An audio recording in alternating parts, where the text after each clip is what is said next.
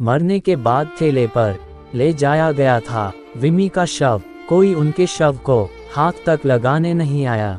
पति से हुई अलग, प्रेमी ने दूसरों के साथ सोने पर किया मजबूर। सुने एक्ट्रेस विमी की दर्दनाक कहानी। दोस्तों, स्वागत है आपका क्राइम की एक न्यू दिल दहला देने वाली स्टोरी में, जिसे सुनकर आपके होश उड़ जाएंगे। बॉलीवुड में सफलता की राह कितनी मुश्किलों से भरी हो सकती है, ये उन एक्टर्स से पूछे जो इस राह पर चल चुके हैं।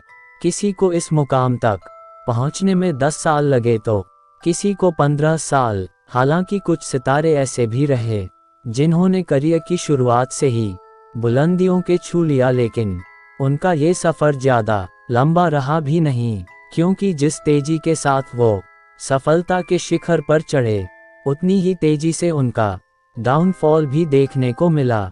हिंदी सिनेमा में कई सारे कलाकार ऐसे रहे जिनका अंत इंडस्ट्री में बेहद ही दर्दनाक रहा।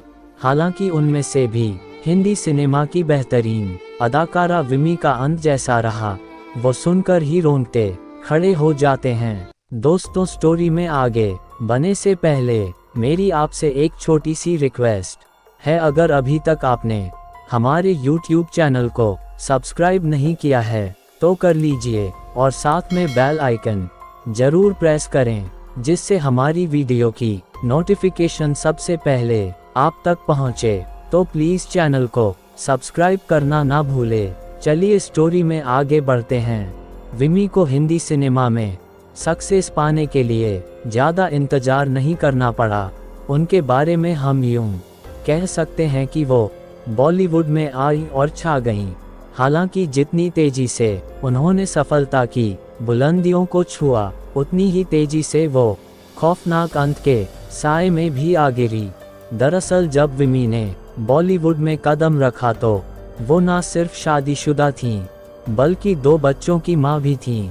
विमी ने बिजनेसमैन शिव अग्रवाल से शादी की थी। एक्ट्रेस की पहली फिल्म हमराज थी। इस फिल्म में उनके अपोजिट सुनील दत्त और राजकुमार जैसे बड़े और दिग्गज एक्टर्स नजर आए थे। ऐसे में फिल्म ने फैंस का दिल जीता और विमी ने रातों रात शोहरत के उस मुकाम पर पहुंच गईं, जिस पर जाने का सपना शायद हर एक्ट्रेस का हो। अपनी पहली ही फिल्म की सफलता विमी के सिर चढ़कर बोलने लगी थी। एक्ट्रेस ने इस दौरान अपनी फीस भी कई गुना बढ़ा दी थी। इसके अलावा एक्ट्रेस ने तो BR चोपड़ा की एक फिल्म में काम करने से इनकार भी कर दिया था। हालांकि रातों रात अर्श पर चढ़ने वाली विमी के करियर में जल्द ही दर्दनाक टर्न आया और शोहरत के नशे में चूर जितनी जल्दी अर्श पर पहुंची, उतनी ही जल्दी वो फर्श पर भी आ गिरी, और ऐसा गिरी कि फिर कभी उठ ना सकी। दरअसल विमी की शादी के बाद कुछ साल तो सब कुछ ठीक रहा, क्योंकि उनके पति शिव एक बड़ी फैमिली से थे। ऐसे में उनकी लाइफ परफेक्ट चल रही थी। लेकिन जब शिव को उनके घर वालों ने घर से निकाल दिया गया तो उनका खुद का कोई अस्तित्व ही नहीं बचा। ऐसे में वो पूरी तरह से विमी के भरोसे हो गए। वहीं इधर दूसरी तरफ विमी का भी सिक्का बॉलीवुड में चलना बंद हो गया और उनकी फिल्में लगातार फ्लॉप होने लगी। ऐसे में एक्ट्रेस के लिए बॉलीवुड में अवसर कम हो गए और उनकी विफलता निजी जीवन तक पहुंच गई। विमी के पति तो पहले से ही उनके ही सहारे थे और उसी में उनकी फिल्मों का फ्लॉप होना, यूं कहा जा सकता है कि उनके बुरे दिन की शुरुआत हो गई थी। ऐसे में विमी का शिव संग झगड़ा होने लगा और जल्द ही ये झगड़ा तलाक में बदल गया और दोनों अलग हो गए। हालांकि ये तो अभी कुछ नहीं था, क्योंकि विमी के जीवन में इसके बदतर दिन आने बाकी थे, और उसका कारण थे विमी की लव लाइफ के अगले किरदार फिल्म प्रोड्यूसर जॉली। उनके साथ जुड़ना विमी के जीवन की सबसे बड़ी भूल थी। जॉली पहले से ही बहुत बड़े शराबी थे। ऐसे में उन्होंने विमी को भी शराब की लत लगवा दी।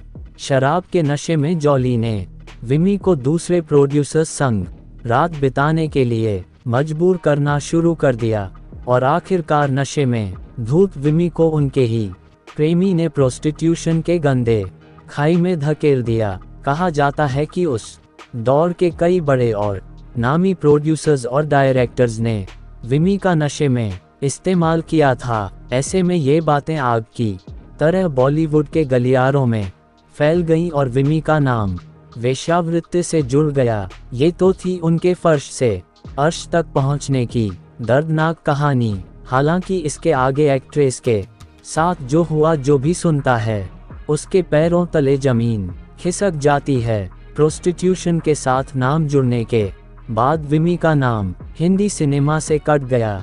अब ना तो उनके पास परिवार था और ना ही प्रेमी।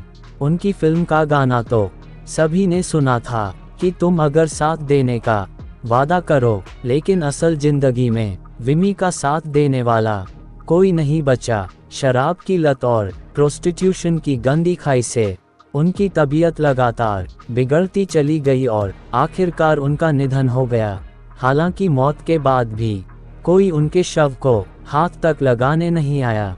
ऐसे में कहा जाता है कि उनके शव को ठेले पर लाद कर शमशान तक ले जाया गया था। अगर आपको आज की वीडियो अच्छी लगी हो तो लाइक करें, कमेंट बॉक्स में अपनी राय जरूर दें और वीडियो को अपने दोस्तों में ज़्यादा से ज़्यादा शेयर करें।